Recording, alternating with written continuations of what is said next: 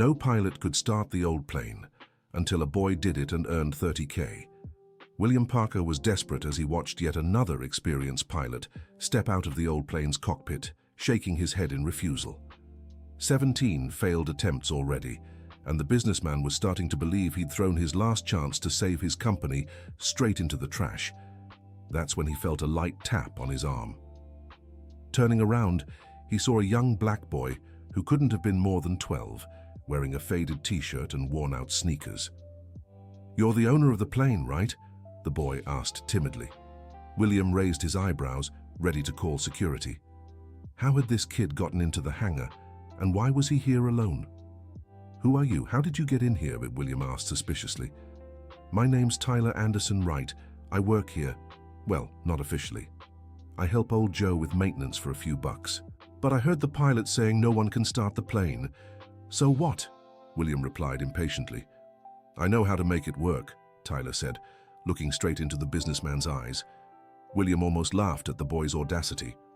17 pilots with decades of experience had failed, and this kid thought he could fix it. "Listen, boy, this isn't a game. This plane is worth millions and needs to be running by tomorrow, or my company goes bankrupt." "I know, sir. I heard you say whoever gets it started gets $30,000. My grandma needs urgent surgery, and—" "Enough!" William cut him off. "You're just a kid. Get out of here before I call security." Tyler didn't move. His eyes gleamed with a determination that struck William. "You've got nothing to lose, right? If I fail, nothing changes.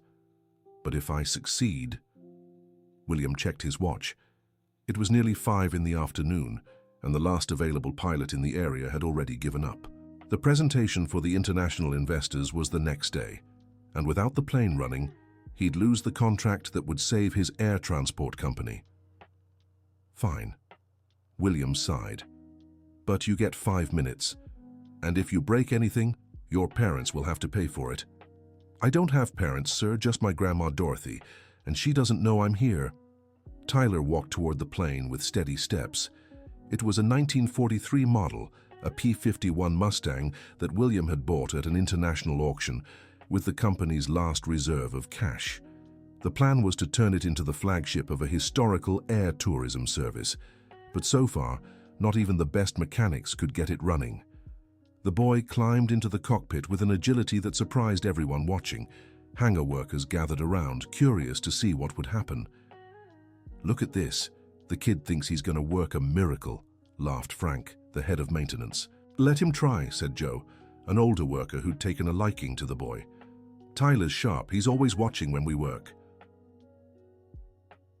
Inside the cockpit, Tyler closed his eyes for a moment. His small hands moved over the instruments with strange familiarity, as if he knew every lever, every switch. He began murmuring to himself, "Main battery first, then the ignition system, now the fuel mixture." William stepped closer to listen. The boy spoke with impressive technical precision, using terms most adults wouldn't even know. "How do you know all this?" William asked, intrigued. "My grandpa taught me," Tyler replied without looking up. "He worked with old planes his whole life. Where is he now?" Tyler hesitated before answering. He's not with us anymore. But he taught me everything about World War II planes." The boy kept working the controls with precise movements. He checked the oil pressure, adjusted the valve positions, and tested the electrical connection. Every action seemed calculated, deliberate. "Ready," said Tyler, placing his hand on the starter. "Now let's see if it works." Dear listener, if you're enjoying the story, don't forget to like and especially subscribe to the channel. It really helps us who are just starting out. Now back to it. William held his breath. Around the hangar, all the workers had stopped to watch the moment. The silence was absolute. Tyler turned the key. The engine coughed once, twice, and suddenly roared to life with a powerful sound that echoed through the entire hangar. The propellers began to spin, creating a gust of wind that made everyone take a step back. "I can't believe it!" Frank shouted over the noise of the engine. William stood frozen, staring at the running plane as if he were seeing a ghost. 17 experienced pilots had failed, and a 12-year-old boy had succeeded in less than 10 minutes. Tyler turned off the engine and climbed out of the cockpit with a shy smile on his face. The hangar erupted in applause and cheers. "How did you do that?" William asked, still in shock. "My grandpa always said old planes have personalities of their own.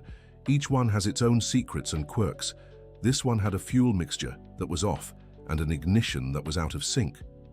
But how does a boy your age know these things?" Tyler looked at the ground, as if deciding how much to reveal. "My grandpa, Raymond, was a military aviation mechanic. He worked at Wright-Patterson Field for many years. When I was little, he used to take me to see the old planes being restored. He taught me everything about radial engines, hydraulic systems, navigation instruments." "And where are your parents?" William asked, growing curious about the boy's story. "My parents, they had an accident when I was 5.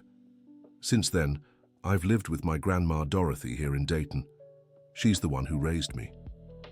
Tyler's voice trembled slightly when he mentioned his parents, but he quickly composed himself. "Well, are you going to pay the $30,000 you promised?" he asked with a mix of hope and hesitation. William was silent for a few seconds. The amount was significant, even for him. But a promise was a promise, and the boy had done the impossible. "Of course I'll pay," he finally replied. "But I need to know one thing. Are you sure the plane will keep running? Wasn't it just luck?" Tyler smiled and walked back to the aircraft. "Want me to start it again to prove it?" "No, no." William stopped him quickly. "I don't want to risk it. But explain to me exactly what you did." For the next 20 minutes, Tyler explained every step of the process with such precision that even Frank, the head of maintenance, was impressed. The boy not only knew the basic procedures, but also the specific tricks for handling the quirks of 1940s engines. "Your grandpa must have been an excellent teacher," William remarked. "He was the best," Tyler said proudly. "He always said old planes are like elderly people. They need special care and patience to work right." William laughed at the comparison. There was something about the boy that moved him deeply. Maybe it was his maturity beyond his years, or the way he spoke of his grandpa with such affection. "All right, Tyler, I'll arrange the payment, but I'll need your documents and your grandma's authorization for the transfer." The boy's face lit up with joy. "Thank you, Mr. William. Mrs. Dorothy won't believe it when I tell her. Does she even know you're here?" Tyler hung his head, ashamed. "Not exactly. She thinks I'm at school, but I couldn't miss this opportunity. Grandma's surgery costs exactly $25,000 and we can't afford it." William felt a tightness in his chest. The boy's situation was more delicate than he'd imagined. "What kind of surgery?" "She has a heart condition. The doctors said without the operation..." Tyler couldn't finish the sentence. "I understand. We'll take care of this today, but first, I need to meet your grandmother and explain the situation to her." "You do that?" "Of course. You saved my company, Tyler. It's the least I can do." At that moment, Joe approached the group. "Sorry to interrupt, but there's a lady outside asking for a boy named Tyler. She looks really worried." Tyler paled. "It's Grandma Dorothy. She must have found out I didn't go to school." "Let's talk to her together," William suggested. "I'll explain everything." They walked to the hangar entrance where a black woman around 65 waited nervously. Dorothy was petite, but her eyes radiated a strength that was striking. She wore a simple dress and carried a well-worn leather purse. "Tyler Anderson Wright," she shouted when she saw her grandson. "You will explain to me right now why you didn't go to school." "Grandma, I can explain. And you," Dorothy pointed at William, "are the one who let my grandson into this dangerous place."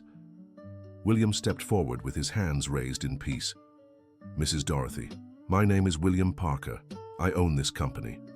Your grandson just helped me in ways you can't imagine." "What do you mean?" William quickly told the whole story, from the pilot's failure to the moment Tyler managed to start the plane. Dorothy listened with growing disbelief. "My grandson did that?" she asked when William finished. "Yes, Ma'am. And if it weren't for him, I would have lost the company tomorrow. That's why I'm paying him the $30,000 I promised." Dorothy nearly fainted. She held onto Tyler's arm to steady herself. $30,000? Are you serious?" "Completely serious. Tyler told me you need surgery. With this money, you can take care of that and still have plenty left for other needs. Tears began streaming down Dorothy's face. She hugged her grandson tightly. My boy. My clever boy. Grandma, now you can have the surgery, Tyler said, also emotional. William watched the scene with a smile. There was something very special happening here, something beyond money. Mr. William, Dorothy said, still holding her grandson, how can I ever thank you? You don't need to thank me. I'm the one who's grateful. Tyler saved my company. But where did a boy his age learn all this about planes? He told me his grandfather taught him about military aviation. Dorothy's face darkened for a moment. Raymond, my late husband. He really knew a lot about old planes, worked at Wright-Patterson Field for over 30 years. Tyler inherited his talent, William remarked. More than that, Dorothy sighed. Sometimes I think Tyler has a special connection to the things his grandfather loved. There was something in her tone that piqued William's curiosity, but he chose not to press further. Well, we need to arrange the payment paperwork. Can you come with me to the bank tomorrow morning? Of course, Dorothy replied quickly. Great, Tyler, do you want to come too to see the plane's presentation for the investors? The boy's eyes lit up. Really? Absolutely. After all, you're the reason it's working. That night, Tyler could barely sleep. He lay staring at the ceiling of the small room he shared with his grandmother, thinking about everything that had happened. The house they lived in was simple, with 2 rooms in a working-class neighborhood of Dayton. The walls had water stains, and some furniture was quite worn, but it had always been a home full of love. Grandma, Tyler said in the dark, do you think Grandpa Raymond would be proud? I'm sure he would, my boy, Dorothy answered from the other bed. Your grandfather always said you were special. Special how? Dorothy stayed silent for a few seconds before responding. When you were little, he used to say you had the touch, that you understood machines in a way other boys didn't. And you believe that? After what happened today, how could I not? Tyler smiled in the dark. He missed his grandfather terribly, but he also felt immense joy at being able to use what he'd learned from him to help his grandmother. Grandma, tomorrow our lives are going to change, aren't they? Yes, my boy. They'll change a lot. The next morning, William arrived early at the hangar for the final preparations. The presentation for the Chinese investors was at 10 o'clock, and everything had to be perfect. The P-51 Mustang was being polished by the staff, and the navigation instruments had been calibrated overnight. Tyler and Dorothy arrived promptly at 9. The boy wore the only dress clothes he owned, a slightly loose pair of black pants and a white shirt his grandmother had ironed with great care. Dorothy wore her best dress, the same one she reserved for Sunday church services. Good morning, everyone, William greeted them enthusiastically. Ready for the big day? More than ready, Tyler replied with a wide smile. William noticed the boy seemed different, more confident, as if yesterday's success had awakened something in him. Tyler, I want to introduce you to someone very important, William said, leading him to a tall, dark-haired man talking with some employees. This is Michael Thompson, my business partner and the company's chief pilot. Michael turned and extended his hand to Tyler. So you're the famous Tyler who got our stubborn plane running? That's me, sir, Tyler answered shyly. Man, I have to admit, I was impressed. I tried 3 times yesterday morning and couldn't even get the engine to cough. Old planes have their quirks, Tyler explained. Each one has a different personality. Michael laughed at the seriousness in the boy's voice. You sound just like my flight instructor when I was young. He used to say aircraft had personalities too. My grandpa said the same thing. Your grandpa was a pilot? No, a mechanic. Raymond Wright. He worked at Wright-Patterson Field. Michael's expression changed immediately. He grew serious and stared at Tyler. Raymond Wright? You're Raymond Wright's grandson? You knew my grandpa? Tyler asked, surprised. Did I know him? Raymond Wright was a legend in the United States Air Force. He worked on maintaining hundreds of historic planes. He was one of the people responsible for restoring the World War II fleet that's now in the National Aerospace Museum. Tyler's eyes widened. He knew his grandfather was respected, but he had no idea he was that well known. He never told me he was famous. Raymond was modest, Michael continued, but every old pilot knew his work. When a plane passed through Raymond's hands, it ran perfectly for years. Dorothy approached the group, having overheard part of the conversation. "Is it true my late husband was that respected?" she asked, her eyes shining with pride. "Mrs. Dorothy, your husband was considered the best historic aircraft mechanic in the United States. I'm sure he'd be very proud of Tyler." At that moment, William looked at his watch and clapped his hands. "Everyone, the investors will be here in 15 minutes. Let's get into position." The hangar was quickly organized. The P-51 Mustang gleamed under the spotlights, imposing with its restored military paint. Tyler stood beside William, nervous but excited to see the visitors' reactions. Right at 10 o'clock, 3 men in suits entered the hangar, accompanied by an interpreter. They were representatives from Midwest Aero Heritage, a Chinese company interested in investing in historical aviation tourism in the United States. William made the formal introductions and began explaining the project. The Chinese listened attentively, asking technical questions through the interpreter. When it came time for the demonstration, William turned to Tyler. "Tyler, how about showing our guests how our plane works?" The boy felt all eyes turn to him. This wasn't like starting the plane to save William's company. Now there were international investors watching his every move. "You got it, Mr. Parker," Tyler said, taking a deep breath. He walked to the aircraft with steady steps, climbed into the cockpit, and began the same routine as the day before, checking the battery, ignition system, fuel mixture. But this time he explained each step out loud so everyone could follow. "First, I need to check if the main battery is charged.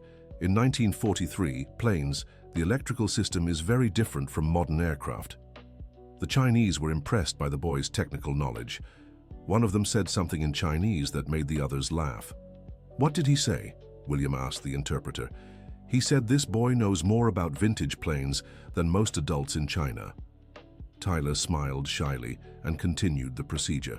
When it was time to start the engine, he paused dramatically. "Now comes the most important part. In World War II radial engines, ignition timing is critical. If you don't get it right on the first try, it can take hours to try again." He turned the key. The engine roared to life instantly with a smooth, steady sound. The Chinese applauded and began talking excitedly among themselves. Tyler shut off the engine and climbed down from the cockpit, grinning. William gave him a pat on the back. "Perfect, kid." One of the investors approached Tyler and said something in Chinese.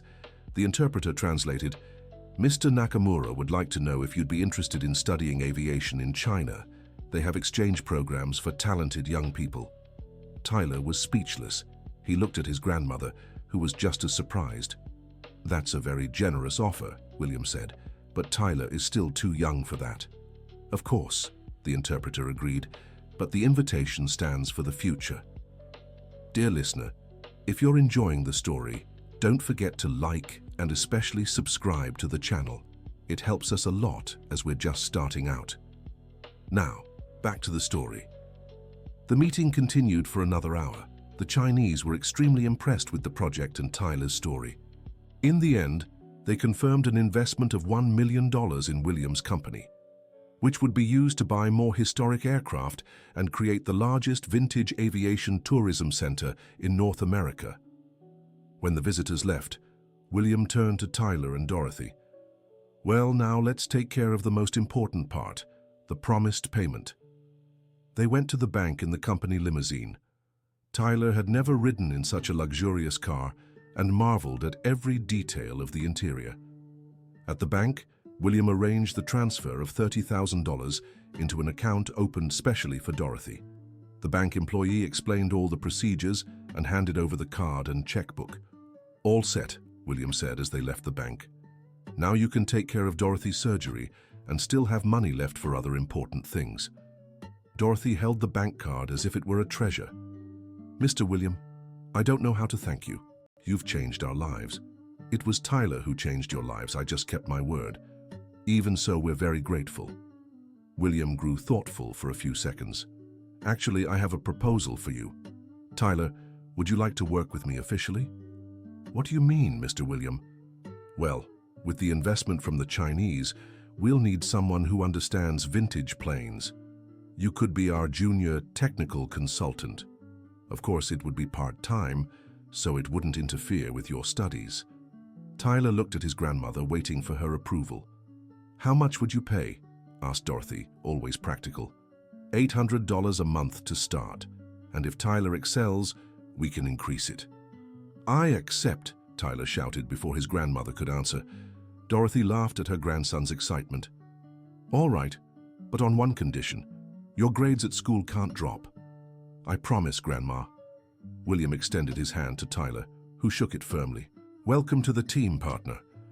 In the following days, Tyler's life changed completely. In the mornings, he attended school as usual, but every afternoon he went to the hangar to work with William and the technical team.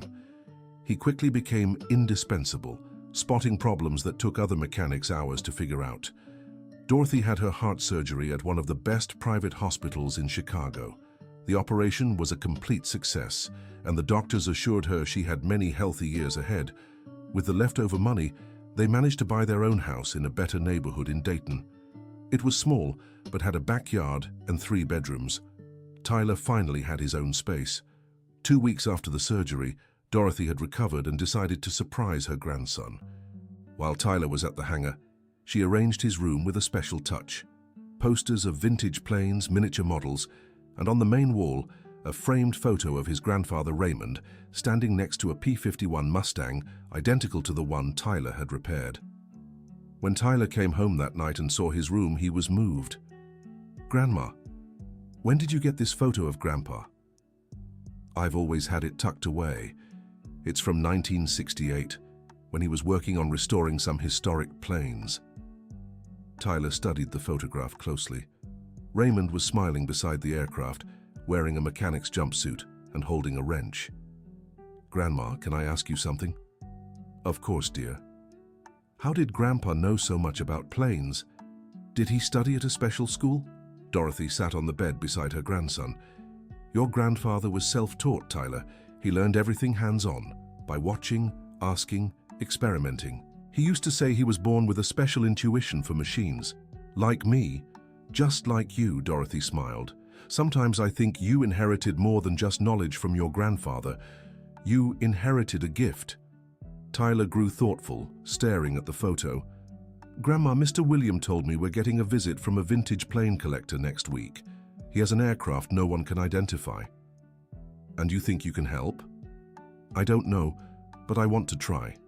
If Grandpa were here, I'm sure he'd know what to do. He is here, Tyler, Dorothy said, touching her grandson's chest. He's right here, in everything you've learned from him. The following week, the collector arrived at the hangar with a mysterious aircraft. It was a small monoplane painted military green with no visible markings. The man, named Dr. Harold Robinson, was desperate. I bought this plane at an auction in Canada, he explained to William and Tyler. The seller guaranteed it was a historic American aircraft, but no one can identify the exact model. I need this information to complete the import documentation. Tyler walked around the aircraft, examining every detail. There was something familiar about its structure, but he couldn't pinpoint what.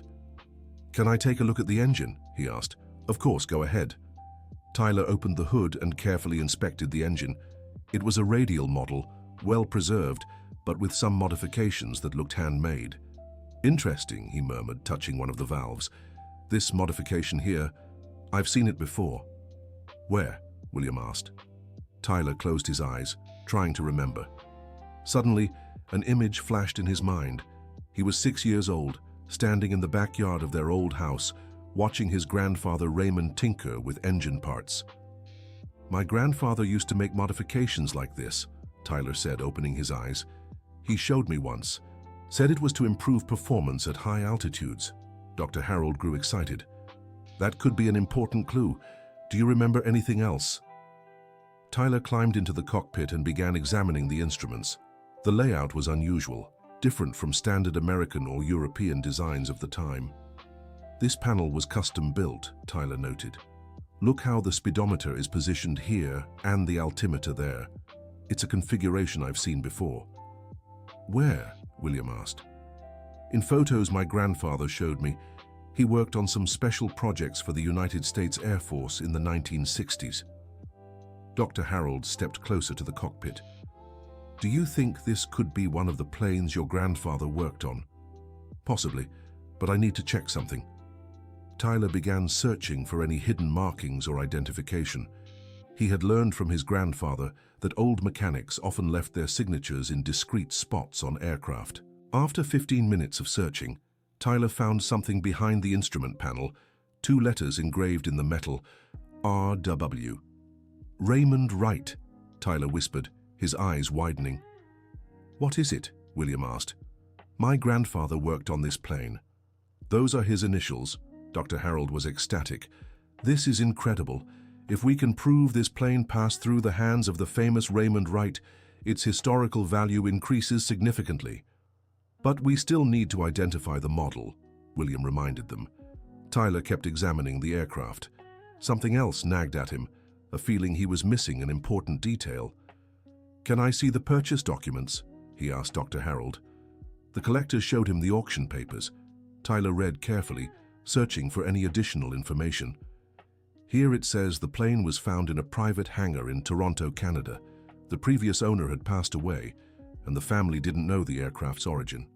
That doesn't help much, William sighed. Tyler kept reading. At the end of the documents, he found a handwritten note. Aircraft possibly used in special operations between the United States and Canada, 1960s, 1970s. Special operations, Tyler repeated, thoughtful. Grandma always said Grandpa worked on some secret projects. William and Dr. Harold exchanged glances. Do you think your grandfather might have left any clues about this plane? Dr. Harold asked. Maybe. He kept a lot of old papers in a box in the attic. I never had the heart to go through them after he passed. Would you like us to go with you to check? William offered. Tyler hesitated. Touching his grandfather's things was something he'd always avoided, afraid of reopening the pain of loss. I think it's time, he finally said. Grandpa would want me to use his knowledge to help others. That afternoon, William, Tyler, and Dr. Harold went to Tyler and Dorothy's new house. In the attic, there was indeed a cardboard box full of old documents belonging to Grandpa Raymond. Grandma, do you mind if we look through these things? Asked Tyler. Of course not, my boy. Your grandfather always wanted you to follow in his footsteps in aviation. They brought the box down to the living room and began examining the documents. There were hundreds of technical reports, photographs of planes, course certificates, and official correspondence. Tyler picked up a folder labeled Special Projects 1968-1972 and carefully opened it. Inside were photographs and documents about 3 different aircraft that had undergone special modifications. Look at this, said Tyler, showing a photo to the others. It was exactly the plane they were trying to identify. In the photo, Raymond stood beside the aircraft with 2 other men in military uniforms. It's the same plane, exclaimed Dr. Harold. Tyler turned the photo over and read the note on the back. XA-23 prototype, modified for long-range reconnaissance. Raymond Wright, maintenance chief, Wright-Patterson Field, 1969. XA-23, repeated William. I've never heard of this model. Tyler kept searching through the folder and found a detailed technical report about the project. According to the document, the XA-23 was an experimental prototype developed by the United States Air Force for reconnaissance missions along the border with neighboring countries. Only 3 units were built, Tyler read aloud. 1 was lost in an accident, another was dismantled for parts, and the third, asked Dr. Harold eagerly. The 3rd unit was sold to a private collector in Canada in 1974 as part of a military cooperation agreement between the 2 countries. Silence filled the room. They had not only uncovered the identity of the plane, but also an important piece of United States military aviation history. This means this plane is one of a kind in the world, said Dr. Harold, impressed. It's the last surviving example of the XA-23 project. Tyler kept reading the report and found something even more interesting. Grandma, come look at this, he called to Dorothy, who was making coffee in the kitchen. She came over and Tyler showed her an official document recognizing Raymond Wright as co-developer of the technical modifications for the XA-23 project. My husband helped create this plane? Asked Dorothy, moved. Not just helped. said Tyler, reading further. According to this document, he was responsible for developing the long-range fuel system and the engine modifications that allowed flights of up to 8 hours without refueling. Dr. Harold was thrilled. Tyler, you've just helped me discover one of the most important aircraft in United States aviation history. This plane belongs in a museum. Actually, said William thoughtfully, I have a better idea. Everyone looked at him curiously. With the investment from the Chinese, we're creating a historic air tourism center. What if this plane became the centerpiece of a museum dedicated to United States military aviation history? Tyler loved the idea, and we could include a special section about my grandfather's work. Perfect, agreed Dr. Harold. I'd donate the plane to the project as long as it's properly preserved, and Raymond Wright's story is told alongside it. Dorothy had tears in her eyes. Raymond would be so proud, his work being recognized like this. William turned to Tyler. And you, Tyler, would you like to be the museum's technical curator? You'd be responsible for keeping the XA-23 operational and sharing its story with visitors. I'd love to, Tyler replied without hesitation. At that moment, something special was being born. It wasn't just a museum, but a way to honor the memory of Raymond Wright and inspire other children to take an interest in aviation. In the weeks that followed, the museum project grew beyond anyone's expectations. The story of the boy who managed to start the old plane and later discovered his grandfather had helped design a historic aircraft caught the attention of the national press. Journalists from various cities came to Dayton to interview Tyler and Dorothy. The story touched the hearts of thousands, especially when they learned about the grandmother's surgery and how it all began with a boy wanting to help the only family he had. The mayor of Dayton offered a public plot of land for the museum's construction. Local business owners joined forces to donate resources and equipment. In no time, the project had turned into a community movement. Tyler became a minor local celebrity. He received invitations to speak at schools and aviation events. Whenever possible, he brought Dorothy along, and she beamed with pride watching her grandson share the knowledge he'd inherited from his grandfather. Did you know your grandson is going to be a great aeronautical engineer? William said to Dorothy during one of their visits to the hangar. I always knew he was special, she replied proudly. Raymond used to say Tyler had a gift for understanding machines as if they spoke to him. And wasn't he right? Tyler was on the other side of the hangar, explaining to a group of engineering students how the XA-23's engine worked. He spoke with remarkable ease for someone his age, using complex technical terms, but always in a way that was easy to understand. Mr. William, Dorothy said quietly, may I ask you something personal? Of course, Mrs. Dorothy. Why have you been so generous to us? It's not just gratitude for what Tyler did. There's something more, isn't there? William smiled sadly. You're very perceptive. You're right, there is more. He paused for a few seconds before continuing. I had a son, Mrs. Dorothy. His name was Brandon. He died in a car accident 5 years ago when he was 15. Dorothy placed a comforting hand on William's arm. I'm so sorry, Mr. William. Brandon was crazy about aviation, just like Tyler. He always said he wanted to be a pilot when he grew up. When I see Tyler, I'm reminded so much of him. The excitement, the curiosity, the way his eyes light up when talking about planes. That's why you've looked after us so much. I can't bring my son back, but I can help Tyler live out the dreams Brandon never got to. Dorothy felt her eyes well up. You're a very good man, William. I'm sure your son would be proud. Thank you, Mrs. Dorothy. That means a lot to me. At that moment, Tyler approached the group, beaming with joy. Grandma, Mr. William, the students were amazed by Grandpa's story. One of them said he's changing his master's thesis topic to study the technical innovations Grandpa developed. How wonderful, Dorothy said. And there's more, Tyler continued excitedly. The professor who came with them said once I finish high school, I can take a free aeronautical maintenance course at their university. William smiled, watching the boy's enthusiasm. You've got it all planned out, don't you, Tyler? I sure do. I want to study hard to become the best antique plane mechanic in the United States, just like my grandpa. I'm sure you'll make it, William said. And you know what? When you graduate, I want you to be my official business partner. Tyler's jaw dropped. A real partner. A real partner with profit sharing and everything. Tyler looked at his grandmother, who nodded with a smile. "I accept," Tyler shouted, hugging William. Dear listener, if you're enjoying the story, please take a moment to like and especially subscribe to the channel. It helps us a lot as we're just starting out. Now continuing. 3 months later, the Raymond Wright Historic Aviation Museum was officially inaugurated. It was a modern building constructed next to the original hangar, with space for exhibits, an auditorium, and educational workshops. The XA-23 was positioned at the center of the museum, fully restored and functioning perfectly. A golden plaque at its base told the story of Raymond Wright and his contributions to U.S. military aviation. Tyler, now 13 years old, was officially the museum's junior technical curator.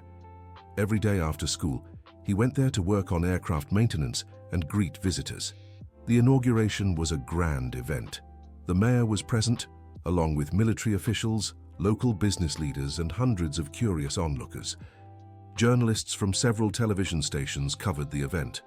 Tyler was invited to give the opening speech. He stepped onto the small stage set up in front of the museum, nervous but determined.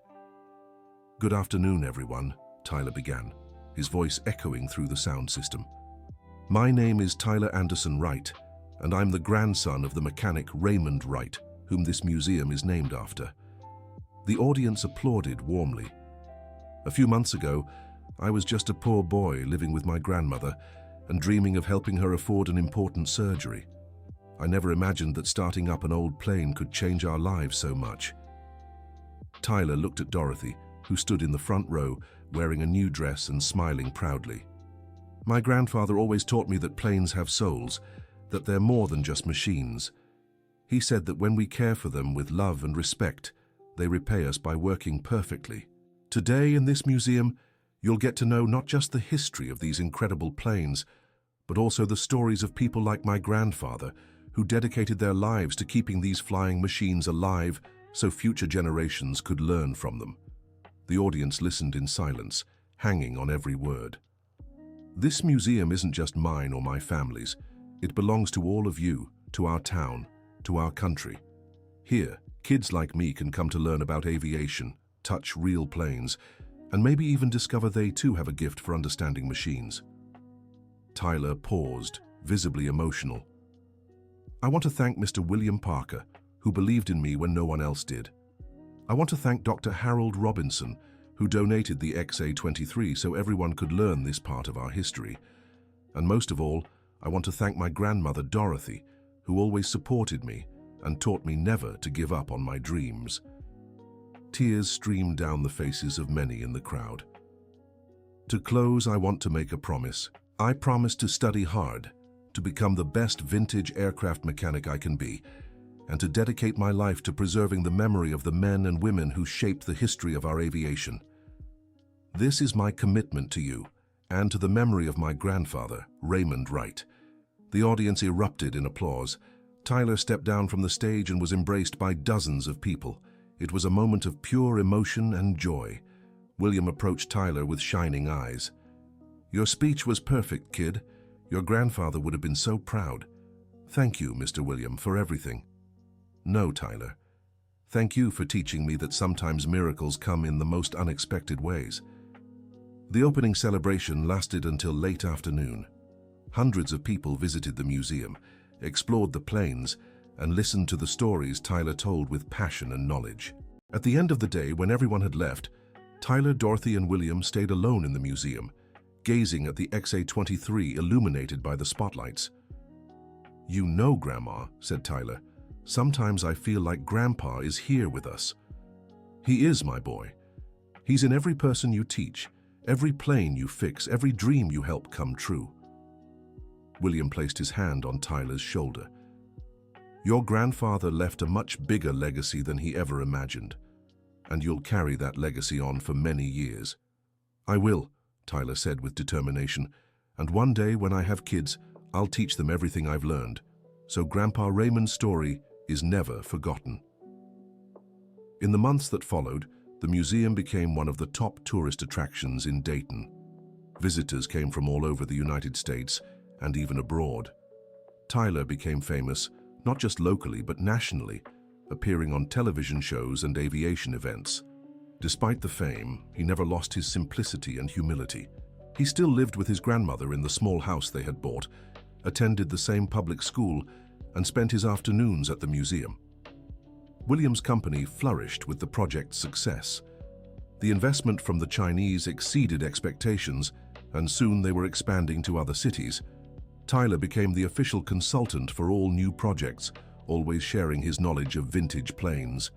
Dorothy, fully recovered from her surgery, decided to retire from her job as a housekeeper and began working as the museum's receptionist. It was a joy to see her greeting visitors and proudly telling stories about her grandson and late husband. A year after the museum's opening, Tyler received an unexpected visitor, an elderly man with white hair who introduced himself as Richard Donovan, a former military pilot from Canada. "Young Tyler," the man said in English with a Spanish accent, "I came because I heard you have the last working XA-23 in the world." "We do, sir." "Would you like to see it?" "Very much, but it's not just curiosity. I flew this aircraft in 1973 on a special mission between the United States and Canada." Tyler was amazed. This was the first time he had met someone who had actually piloted the XA-23. "Could you tell us about that mission?" Richard smiled nostalgically. "It was a border mapping operation. I flew this plane for over 100 hours, and I can tell you, it was an exceptional machine. Never had mechanical issues, thanks to the excellent maintenance. The maintenance was done by my grandfather, Raymond Wright." Richard's face lit up. "Raymond Wright? Of course. I remember him. A short, friendly man who always personally checked every plane before flights." Tyler felt a surge of emotion. It was as if a piece of his grandfather's past was being revealed through this man. "Could you tell me more about him?" Raymond was respected by all the pilots. He had a reputation for never letting a plane leave the hangar unless it was perfect. We used to say that if Raymond approved an aircraft, it was safer than when it left the factory. Richard spent the whole afternoon at the museum, sharing stories about his missions in the XA-23 and the time he had known Raymond. Tyler recorded everything to preserve this new piece of history. When Richard left, he gave Tyler an original map of the routes he had flown in the XA-23, signed with a dedication to Tyler, who keeps the memory of aviation's great men alive. That night, Tyler showed the map to Dorothy. "Grandma, every day I learned something new about Grandpa. He really was special, wasn't he?" "Very special, my boy. But did you know Raymond always said he wanted his knowledge to be passed on?" "What do you mean?" "He used to say his greatest dream was that one day someone in the family would carry on his work in aviation. When you were born, he was overjoyed. He used to say you'd be the one to keep the family tradition alive." Tyler was moved. "Did he really believe I'd become an airplane mechanic?" "He didn't just believe it, he was certain. Ever since you were little, you showed an interest in mechanical things. Remember when you took apart the kitchen clock at 4 years old?" Tyler laughed at the memory. "I do remember, and I managed to put it back together." Raymond was impressed. He said that wasn't normal for a child your age. "And you, did you believe it too?" Dorothy hugged her grandson tenderly. "I always believed in you, Tyler. You're the continuation of your grandfather's dream, and I'm sure you'll go even further than he did." 2 years passed. Tyler, now 15, had become a national reference in historic aviation. The museum welcomed over 1,000 visitors a month, and the project had inspired the creation of similar museums in other US cities. Tyler began writing a book about the history of US military aviation, with a special focus on the work of mechanics and technicians. The book would feature rare photographs donated by veterans and collectors from across the country. William decided to expand the project even further. With the success of the museum and the business, he proposed the creation of a technical aviation school where young people like Tyler could officially learn aircraft maintenance. "Tyler," William said during a meeting at the museum, "I want you to be the first official student at the Raymond Wright Technical School." "Is that really going to be its name?" "Of course, your grandfather inspired all of this." Tyler was thrilled by the idea. He had always dreamed of a formal aviation education, and now he'd have that opportunity at a school bearing his grandfather's name. The school was built on land adjacent to the museum. It would have modern workshops, flight simulators, and a specialized library on historic aviation. The best instructors in the country were hired to teach the first class. During construction, something extraordinary happened. Workers found a time capsule buried on the property, left by Raymond Wright in 1975. Tyler was called to open it in front of officials and journalists. Inside were rare photographs, historical documents, and a personal letter addressed to whoever continues my work in aviation. Tyler opened the letter with trembling hands and read aloud, "If you're reading this, it means my work with vintage aircraft has found its continuation in someone else. I hope it's someone from my family, especially my grandson Tyler, who even as a child showed a gift for understanding machines." The audience fell completely silent. It was as if Raymond was speaking from the future. "I leave behind some technical secrets I've learned over the years, techniques you won't find in any manual. Use this knowledge to preserve the history of our aviation and to teach others to do the same. Always remember, airplanes have souls, and those who treat them with respect and care will always be rewarded." Tyler finished reading the letter with tears in his eyes. It was as if his grandfather had foreseen everything that was happening. Inside the capsule were also detailed technical schematics of special modifications Raymond had developed for various aircraft, unique knowledge that existed nowhere else in the world. "This is a historical treasure," said the director of the National Aerospace Museum in Chicago, who had come specifically for the ceremony. "These documents must be studied and preserved." Tyler agreed to donate copies to universities and museums, but kept the originals at the Raymond Wright Historic Aviation Museum, where researchers and students could access them. The discovery of the time capsule made national headlines. Newspapers, magazines, and television programs told the story of the boy who was fulfilling his grandfather's predictions. Tyler became a symbol of how dedication and knowledge can be passed down through generations. At the technical school's inauguration 6 months later, Tyler gave another moving speech. "When my grandfather buried that time capsule, he believed someone would carry on his work. Today, it's not just me doing it, but dozens of young people who will study at this school and keep the love for historic aviation alive." The school's first class had 20 students selected from across the United States. Tyler, being the youngest, became an informal leader of the group, always eager to share what he had learned. The school's program was intensive. Mornings were spent on theory, engines, aeronautical structures, and aviation history.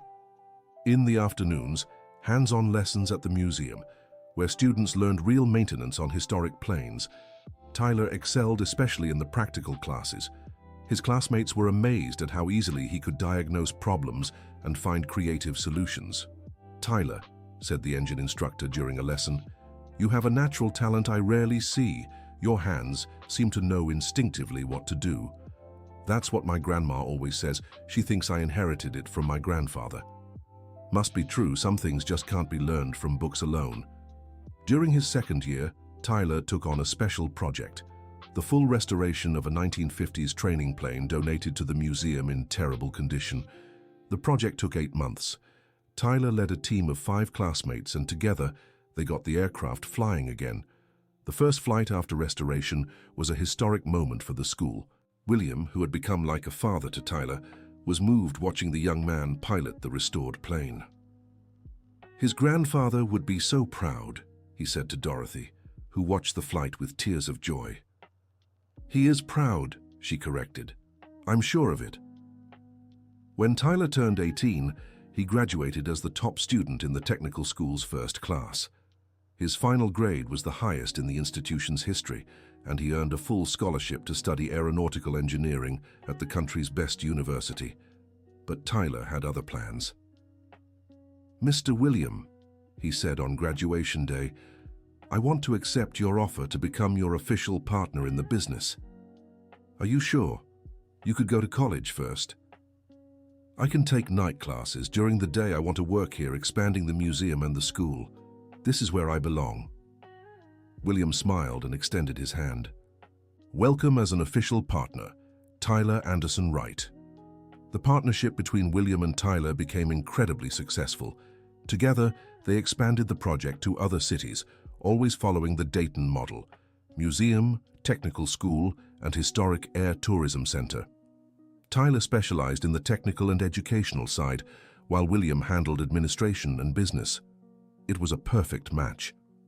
5 years later, when Tyler turned 23, they had built a network of 7 museums across different states. Over 1,000 students had graduated from the technical schools, many working within the network or in aviation companies nationwide. Tyler had become a national authority on historic aircraft preservation, receiving invitations to speak at universities, attend international conferences, and advise projects abroad. Despite his professional success, Tyler never forgot his roots. He still lived with Dorothy, now 75, healthy and active. She had become the official grandma to all the school students, always ready with advice and special homemade treats. On a Sunday morning, Tyler was at the museum performing routine maintenance on the XA-23 when he received an unexpected visit. It was a girl around 10 years old, accompanied by her parents. "Excuse me," said the father. "My daughter Emma is very interested in aviation. Could we speak with someone who knows about the subject?" Tyler smiled, remembering himself at that age. "Of course, I'm Tyler, the museum's technical curator. Emma, do you like airplanes?"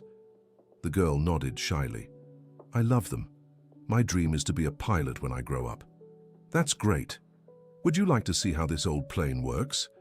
For the next hour, Tyler showed Emma every detail of the XA-23, explaining in simple terms how the engine, instruments, and controls functioned. The girl asked smart questions and showed impressive curiosity. "Emma," Tyler said at the end of the visit, "you have something special. If you'd like, you can come back here anytime to learn more about aviation." "Really?" "Absolutely. And when you turn 15, you can enroll in our technical school." The girl's parents were moved by the attention Tyler had given their daughter. "Thank you for inspiring our Emma," said the mother. "It's rare to find people who truly care about teaching children."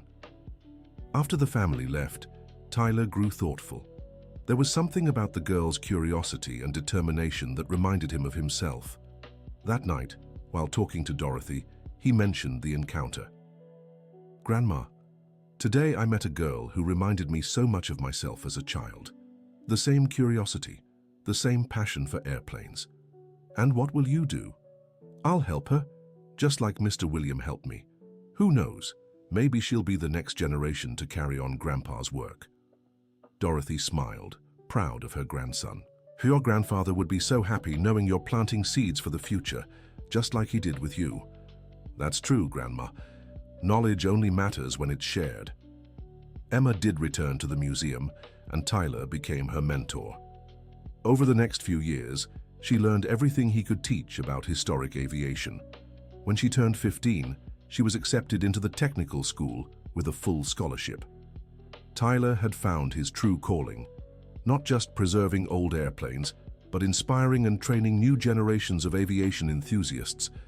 It was exactly what Raymond Wright had dreamed of when he first taught technical secrets to his curious grandson.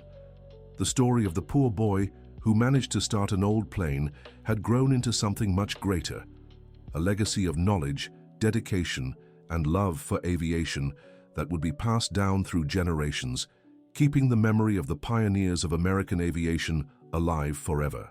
On a special afternoon, 10 years after that first day in the hangar, Tyler organized a ceremony at the museum. Dorothy, now 80 but still active and sharp, was invited to unveil a commemorative plaque. It read, "Raymond Wright, 1935-2010, mechanic, mentor, and visionary. His legacy lives on through the hands that still care for these planes and the hearts that still dream of flying." Tyler gave an emotional speech to those gathered. "My grandfather always said, 'Airplanes have a soul.' Now I know he was right. But I also know that it's the people who love them, care for them, and preserve them who give them that soul. Every one of you here today is part of that soul. Every student who graduates from our schools is an extension of my grandfather's dream." He paused, looking at the XA-23 gleaming under the spotlights. When I was 12 and walked into that hangar for the first time, I was just trying to help my grandmother. I never imagined that moment would change not just our lives, but so many others too. Today, I can proudly say we've fulfilled the mission my grandfather left us, to keep the history of our aviation alive and inspire others to continue this work. The audience applauded warmly. Among those present were William, now with graying hair but still full of energy; Emma, 20 years old, freshly graduated as an aeronautical engineer and already working as a technical supervisor at one of the museums in the network; and dozens of former students who had become respected professionals in the field of aviation. After the ceremony, Tyler and Dorothy stayed alone in the museum, as they always did when they needed to talk about important things. "Grandma," Tyler said, "sometimes I still can't believe everything that happened. It feels like a dream." "It's not a dream, my boy. It's the result of your hard work, your dedication, and the love you have for aviation. And what Grandpa taught me. Raymond planted the seed, but it was you who watered it, who nurtured it, who made it grow and bear fruit." Tyler looked around the museum, taking in all the restored aircraft, the historic photos, the trophies and certificates on the wall. "You know what makes me proudest, Grandma?" "What?" "Not the awards, not the recognition, not the financial success. It's knowing there are hundreds of young people across the United States learning to love aviation just like I did. It's knowing Grandpa's work will live on through them." Dorothy hugged her grandson tenderly. "That's what truly matters, Tyler. Money runs out, fame fades, but the knowledge you share lasts forever." That night, Tyler wrote in his personal journal, "Today marks 10 years since it all began. 10 years since a poor boy walked into a hangar and changed his life forever. But the most important thing isn't what changed in my life. It's what we managed to change in others' lives." Grandpa Raymond always said a person's true worth isn't measured by what they gain for themselves, but by what they give to others. Today, I understand exactly what he meant. The plane I started that day was just the beginning. What really matters are all the dreams we've helped come true, all the young people we've inspired, all the stories we've preserved. Tomorrow, I turn 28. I have a thriving business, national recognition, and financial stability. But my greatest wealth is knowing my grandfather's legacy is alive and growing every day. Emma graduated as an aeronautical engineer and is already developing innovative projects for preserving historic aircraft. She represents the new generation that will carry forward everything we've built. Grandma Dorothy is 80 years old, healthy and happy. Seeing the pride in her eyes is worth more than any professional achievement. William has become like a father to me. Together we've built something that will last long beyond our lives. And me, I've become exactly what I always dreamed of being: a guardian of U.S. aviation history, an educator, a preserver of memories, and a planter of dreams. The 12-year-old boy who walked into that hangar with fear and hope has become a fulfilled man, not because of what he's gained, but because of what he's given. The plane is still there, working perfectly, welcoming thousands of visitors every year. But it's no longer just a machine. It's become a symbol that dreams can come true when you have dedication, knowledge, and people who believe in you. Thank you, Grandpa Raymond, for teaching me that planes have souls. Now I know my soul flies with them too. End of story. Now tell me, what did you think of this touching story? Do you believe Tyler made the right decisions throughout his journey? Which part moved you the most? Share your honest thoughts about this story of perseverance and dedication in the comments below. If you enjoyed it, don't forget to like and, most importantly, subscribe to the channel so you don't miss other inspiring stories like this one. Thank you for coming all this way with me.